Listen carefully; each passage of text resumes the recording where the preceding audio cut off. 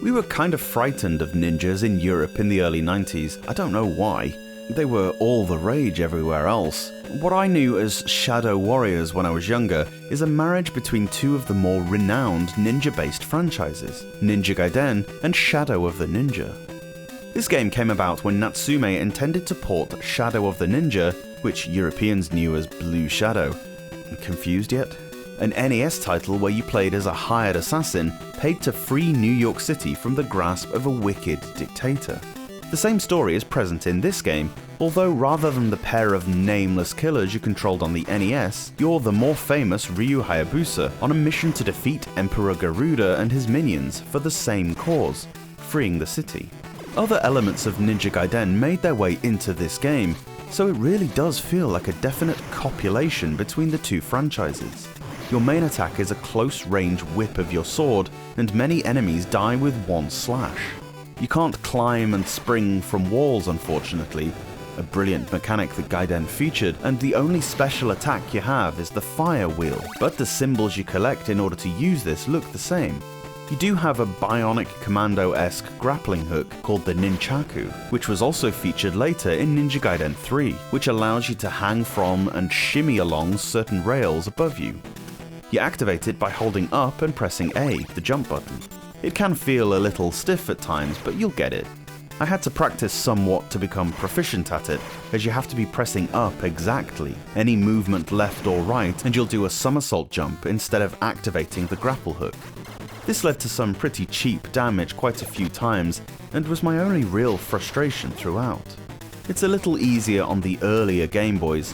I play with a backlit GBA, and while it's a wonderful thing, the D-pad can be a little wobbly at times. You can crouch, which helps to avoid attacks, especially these rocket launcher things, but you can't move while crouching, so it's not as useful as it could be. B attacks, and it's pretty rapid. You can wail on enemies really nicely, getting several hits in quick succession, which is excellent for fighting some of the very tricky bosses. The ring fire attack is pulled off by pushing up at the same time as attacking, and fires several rotating fireballs across the screen. They aren't as strong as you'd imagine, so don't help that much with the boss fights, but are good for clearing away several weaker enemies at once, or ones that are placed awkwardly. There are 5 stages, the game commencing on the streets of New York City, into laboratories and factories, even a subterranean base that you need to escape via a channel that has lava racing down after you. That part really got my anxiety up for sure. I love the boss fights. They're not super hard or anything, but always inventive. In particular, the big guy who has a miniature imp version of himself trying to hump your leg and slowing you down. It's a shame that you don't get the famous cutscenes in between levels, although there are short sequences of Ryu smiting whatever boss you just fought, and you do get some pretty badass storyboard parts at the start and end of the game.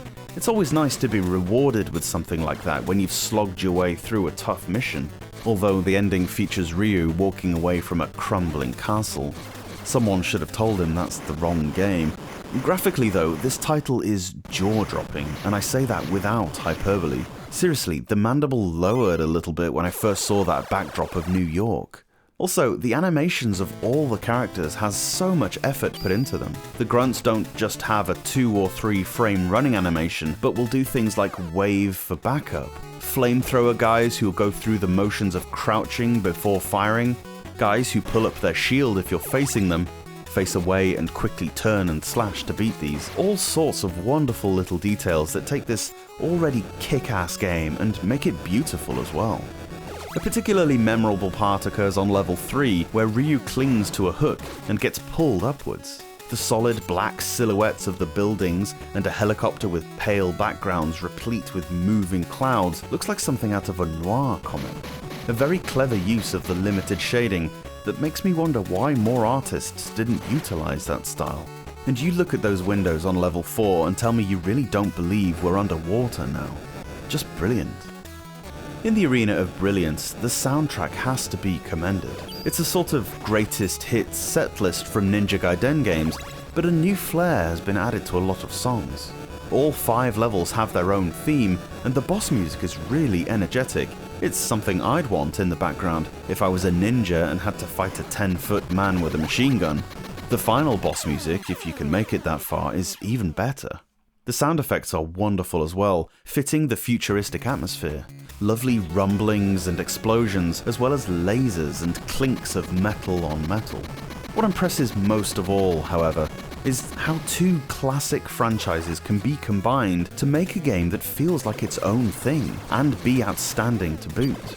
It looks like a Gaiden game, of course it does, but it doesn't really play like that. Well, it sort of does, but there are plenty of elements that you wouldn't find in the NES trilogy or in the Shadow games. Ninja Gaiden Shadow may be a hybrid, but for me, it's most certainly its own unique entity.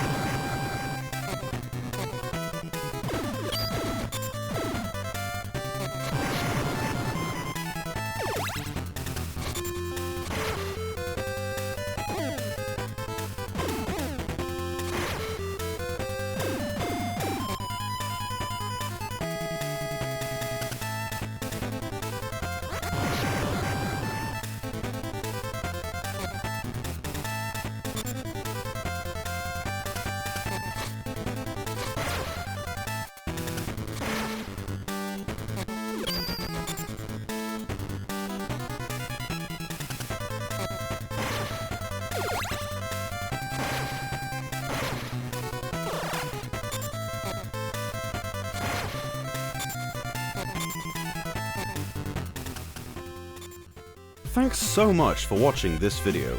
The Kickstarter for the book is now live. Check the link in the description for how you can back the project and be the first to get your hands on the Portable Power Encyclopedia, featuring more than 900 Game Boy game reviews and a whole wealth of useful information on the world's favorite handheld console. See you later on.